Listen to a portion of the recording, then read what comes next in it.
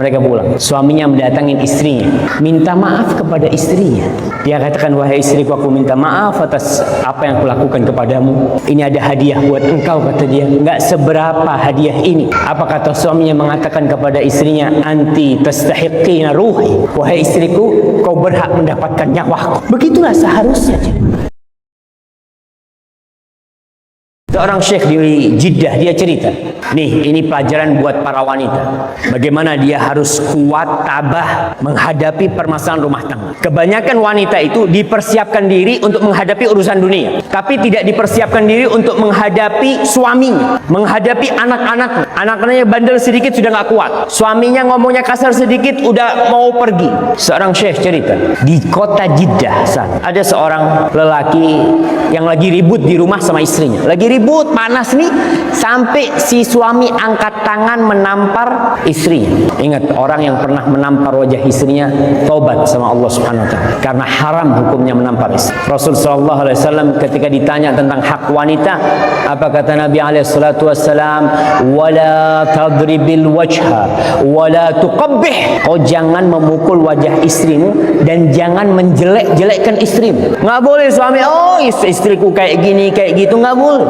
Mukul wajahnya haram hukum. Akhirnya karena ribut biasa, suami lagi ribut, ibu-ibu makanya kalau suaminya lagi marah, istri jangan jawab. Kalau jawab habis. Suami ini lagi panas nih, kayak ombak naik, tsunami.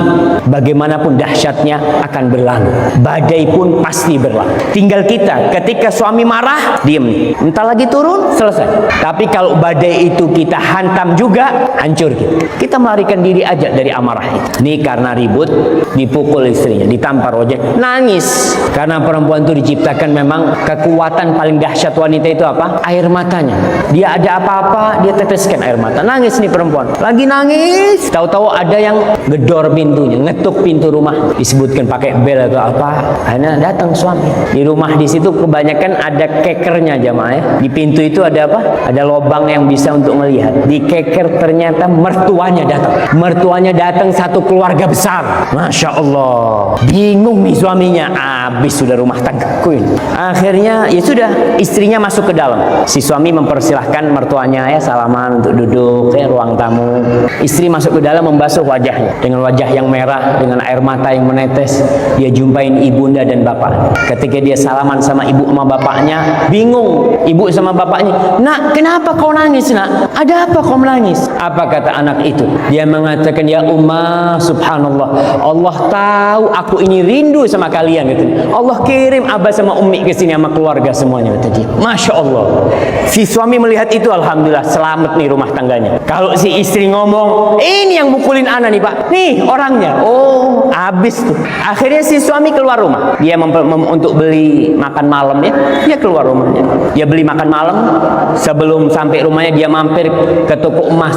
Dia belikan buat istrinya sabuk dari emas seharga 10.000 real. Sekarang itu kira-kira 34 juta. Dia belikan sabuk. Akhirnya dia pulang ke rumahnya, disiapkan makan malam ya. Udah mereka bersenda gurau makan malam sama mertuanya. Selesai itu pulang mereka. Nggak ada masalah. Mereka pulang. Suaminya mendatangin istrinya, minta maaf kepada istrinya. Dia katakan, wahai istriku, aku minta maaf atas apa yang aku lakukan kepadamu. Ini ada hadiah buat engkau, kata dia. Nggak seberapa hadiah ini. Apa kata suaminya mengatakan kepada istrinya, anti tastahiqina ruhi. Wahai istriku, kau berhak mendapatkan nyawaku. Begitulah seharusnya jemaah. Ketika ada masalah, istri tetap kunci. Jangan sampai masalah itu keluar lewat jendela. Jangan sampai masalah itu keluar lewat pintu. Dia yang tahu dengan suaminya. Dan dia insya Allah yang bisa menyelesaikan masalah di rumah tangga.